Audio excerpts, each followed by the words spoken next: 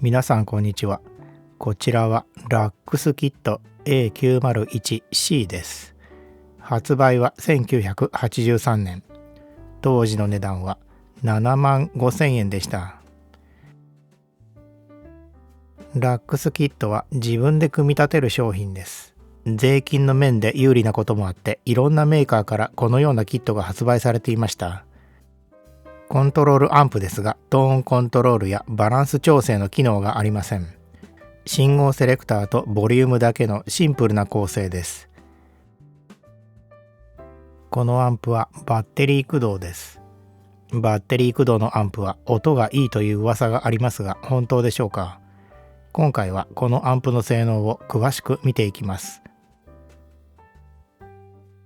このモデルの主なスペックは次の通りです。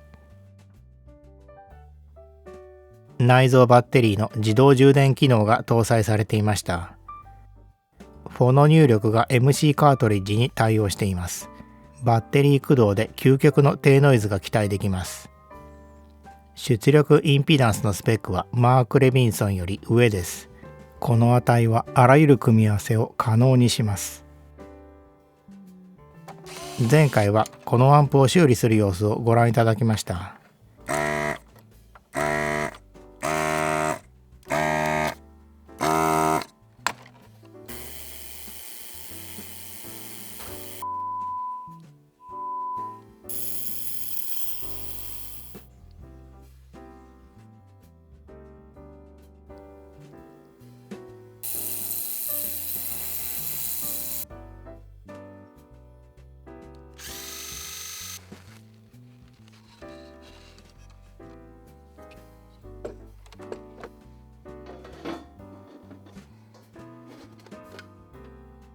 バッテリードライブの機能を見ていきます。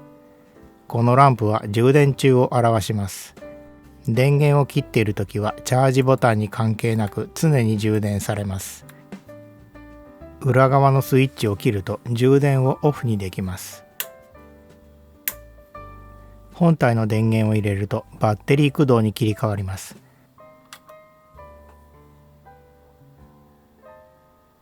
バッテリー駆動ですからコンセントを抜いても電源が切れません。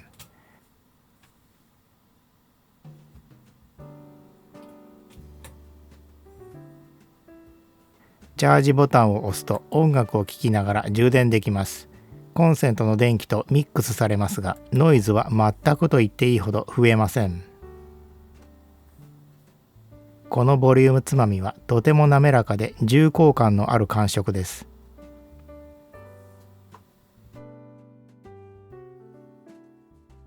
つまみの重さは 130g あります。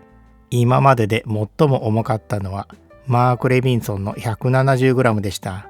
過去2番目に重いつまみです。それでは測定結果を見ていきます。まずは音色を決定づける周波数特性です。完全にフラットです。このアンプには音色がありません。過渡応答も完璧です。ノイズと歪みを見ていきます。オレンジの線が今回のアンプです。マーク・レビンソンとほぼ同等です。右肩下がりの領域はノイズで決まります。電源ノイズがゼロになるバッテリー駆動が特別いいというわけではないようです。ダイナミックレンジと直線性を見ていきます。素晴らしい性能です。1kHz 付近のノイズは測定限界とほぼイコールです。このノイズレベルはバッテリー駆動でないと実現困難です。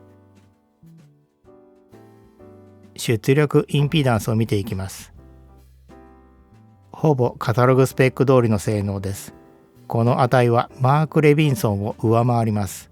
あらゆる機器に対して色付けなく信号を伝えることができます。アンプの価値を決めるボリュームの性能を見ていきます。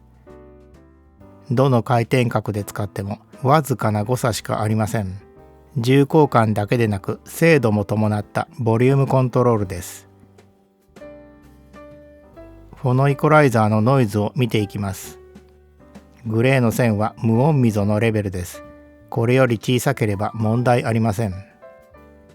MM 入力の性能は十分ですが、MC 入力のノイズはやや大きめです。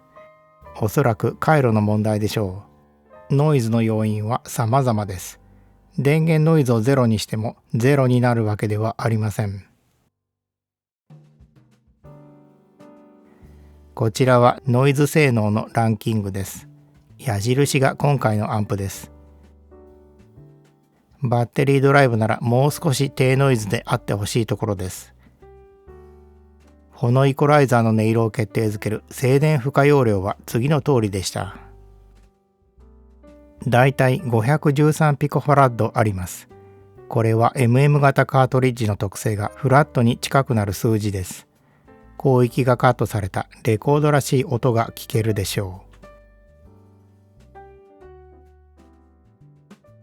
このアンプの音を聞いてみましょう。今からお聞きいただくのは次の音です。1番の原音は音楽ソースそのものです。YouTube の配信では CD 並みの音質です。2番はアンプの音です。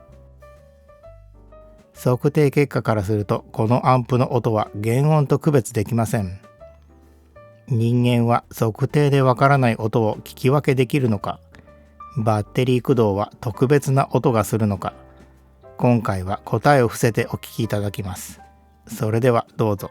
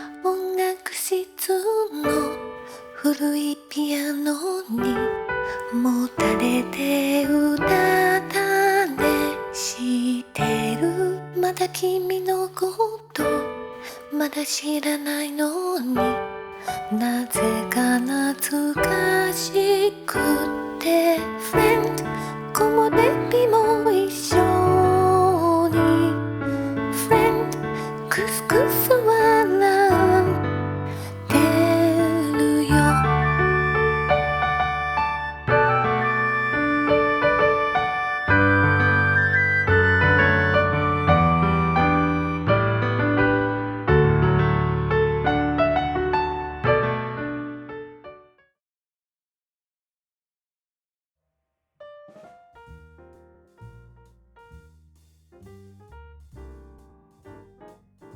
バッテリー駆動でないと実現できない特別な音というものは確認できませんでした。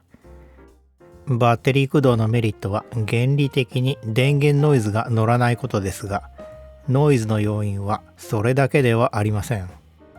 電源ノイズだけゼロにしても全体のノイズがゼロになるわけではないことに注意してください。